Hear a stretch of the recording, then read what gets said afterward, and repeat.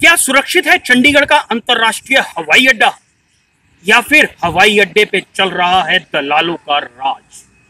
आज हम प्रथम तहलका पर आपको जो रिपोर्ट दिखाने जा रहे हैं उसके बाद आप ये सोचने पर मजबूर हो जाएंगे कि आखिर चंडीगढ़ का अंतर्राष्ट्रीय हवाई अड्डा सुरक्षित भी है या फिर कुछ भ्रष्ट अधिकारियों के कारण ये कभी भी बड़ी घटना का शिकार हो सकता है। देखिए हमारी इस रिपोर्ट में। हम इस समय जो आपको तस्वीर दिखा रहे हैं, कहने को तो ये एक चंडीगढ़ का अंतर्राष्ट्रीय हवाई अड्डा है, मगर ये तस्वीर आपको ये सोचने पर मजबूर कर देगी कि वाकई ये हवाई अड्डा है या कोई सब्जी मंडी। हम इस हवाई अड्डे को सब्जी मंडी का नाम इसलिए दे रहे हैं क्योंकि जिस तरीके से सब्जी मंडी में सब्जी बेचने वाले अपने ग्राहकों को आवाज लगाकर बुलाते हैं, वैसे ही इस हवाई अड्डे पर भी इसी तरह की आवाजें सुनाई देती हैं। ये आवाजें हमारे कैमरे में भी कैद हुई, एक बार आप खुद सुनिए।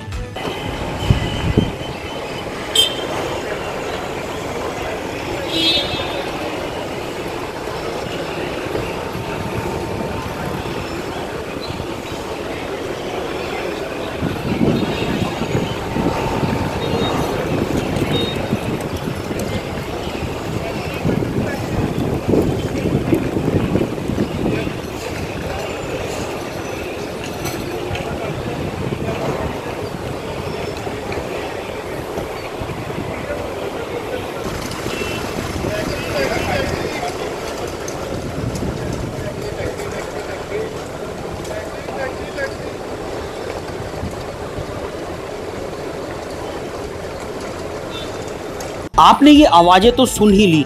यदि आप कभी चंडीगढ़ हवाई अड्डे पर उतरे हों तो ऐसा नजारा भी देखा होगा। और अब शायद कुछ मामला आपको समझ में भी आ गया हो। जी हां, हम बात कर रहे हैं चंडीगढ़ अंतर्राष्ट्रीय हवाई अड्डे की, जिसको बनाने का श्रेय कभी हरियाणा लेता है, कभी पंजाब लेता है, कभी इसके नाम पर विवाद छिड़ जाता है।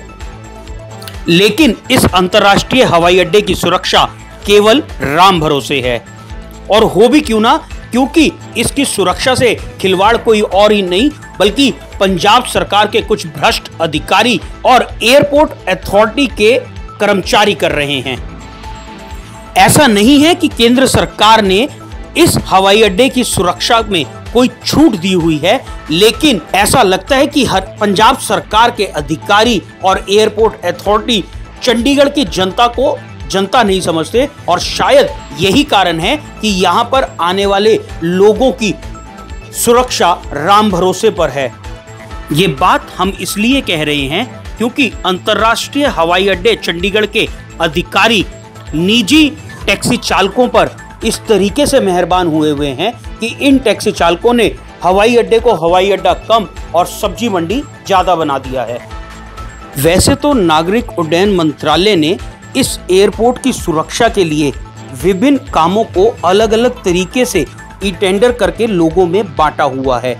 जैसे कि फूड स्टॉल के टेंडर अलग से किए गए हैं, वहीं एयरपोर्ट से सवारियों को लेके जाने के लिए भी टेंडर किए गए हैं, जिसमें लोकल चंडीगढ़ और इसके आसपास के इलाकों के अलग कंपनी को टेंडर दिया गया है और चंडीगढ़ से बाहर जाने वालों को अलग से एक कंपनी को टेंडर दिया हुआ है।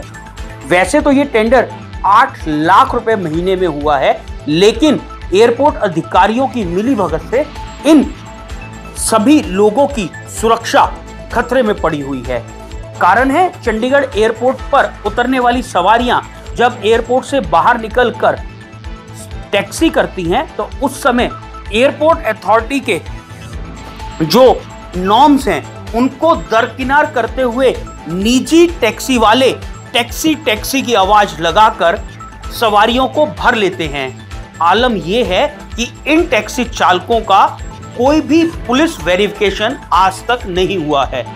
वहीं जिस कंपनी ने यह टेंडर लिया हुआ है, उस कंपनी के संचालक की माने तो वो हर महीने 8 लाख रुपया केंद्र सरकार को दे रहा है और कई बार इसकी शिकायत चंडीगढ़ अंतर्राष्ट्रीय हवाई अड्डे के सीईओ सुनील दत्त से भी कर चुका है। लेकिन अधिकारी किसी राजनीतिक दबाव या फिर लालच में आकर इन निजी टैक्सी चालकों पर कोई कार्रवाई नहीं कर रहे। देखिए, चंडीगढ़ एयरपोर्ट जैल ने एक टेंडर निकाला है टेंडरिंग के थ्रू, जिसमें कनास ट्रैवल ने सबसे हाईएस्ट बिड भर के उस टेंडर को लिया। और आज हालात ये है कि हम 8 लाख रुपए हर महीने दे रहे हैं, बट हमें वहाँ पे बहुत भारी नुकसान झेलना पड़ रहा है।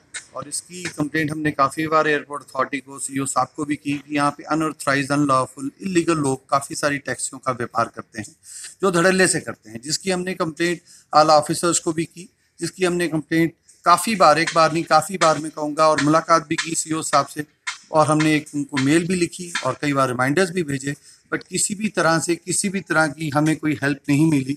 और हम मजबूर हैं आज ये सोचने के लिए कि क्या हमें यहाँ से अपना बिजनेस वाइंड अप करना चाहिए या अपने हक की लड़ाई लड़नी चाहिए। तो हमने यही सोचा कि हम अपनी हक की लड़ाई लड़ेंगे और एयरपोर्ट अथॉरिटी को लीगली मजबूर करेंगे कि वो हमें सपोर्ट करे, जो उन्होंने हमें वायदा किया था हमें इस टेंडर को देते समय।